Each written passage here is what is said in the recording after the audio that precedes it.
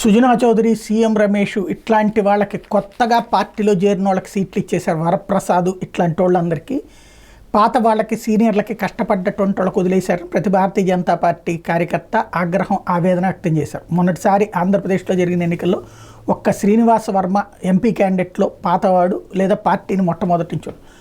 అలాగే పురంధేశ్వర్ వచ్చేటప్పుడు 2014 నుంచి పార్టీలో ఉంది, ఈ దఫా చేసింది. కానీ సీఎం రమేష్, సుజనా చౌదరి 2019లో వచ్చారు. వాళ్ళు కూడా అనేది అదే, 5 ఏళ్ల నుంచి మేము పార్టీ కోసం పనిచేసాం కాబట్టి మాకు ఇప్పుడు అవకాశం లభించిందని.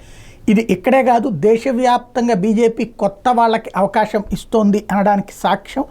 టోటల్గా 106 మందట దేశవ్యాప్తంగా భారతీయ జనతా పార్టీలో కొత్త వాళ్ళకి ఇప్పుడు ఇచ్చినటువంటి సీట్లు. 435 స్థానాల్లో ఇప్పటిదాకా బీజేపీ పోటీ చేస్తుంటే 106 మంది బయట నుంచి వచ్చినటువంటి వాళ్ళే, కొత్తగా వచ్చినటువంటి వాళ్ళే. ఆంధ్రప్రదేశ్లో 6 సీట్లకు గాను 5 కొత్త వాళ్ళే ఎక్సెప్ట్ వర్మ. తెలంగాణలో 17కి 11 మంది కొత్త వాళ్ళనే పెట్టారు. అంటే తెలంగాణ మనకంటే చాలా ఎక్కువగా ఉందన్నమాట.